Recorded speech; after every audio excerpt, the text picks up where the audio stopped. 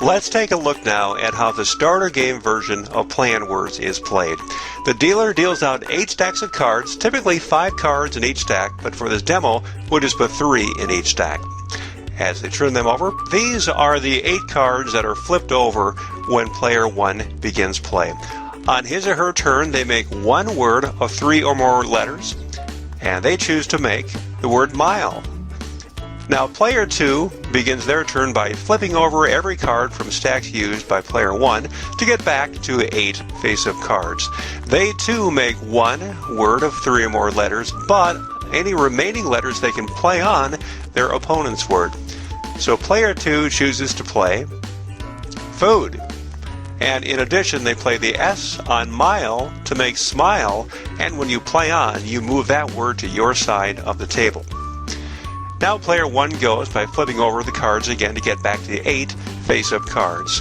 From that formation, they play one 3 or more letter word. They choose to play tax, but they also play the L on food to make flood, and then move that to their side of the table. So it's a tug of war with words. Now player 2 replenishes the formation back to 8 face-up cards. From that, they choose to play cart, but they also play the I on tax to make taxi and move that word to their side of the table. Now player 1 brings the formation back to 8 face-up cards, and from that formation they choose to play poet. In addition, they play the E on cart and rearrange to make trace. That is a rearranged play on. Now player 2 replenishes the formation back to 8 face-up cards by sliding cards into open spots from other stacks with more cards. And this is their new formation. So from that new group of cards, they choose to make one word, and they are going to make chat, but in addition, they're making 2 play-ons. They're playing the M on poet to make tempo, and they're playing the E on trace and rearranging to make create.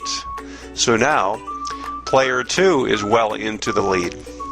Player 1 turns over the remaining cards that they can, and from this they make one word. They are going to make 4, and in addition, they're playing the I and the V on create to make creative. Now we're at the end of this game, and there are no more cards in the formation. To determine the winner, players count up the number of letters in words on their side of the table, and the combo cards count 2 points. If you look at this, player 2 has won this round 18-16. You play best out of 3 or 5 as players decide to determine the winner of the match. And that's how you play the starter game version of Play on Words.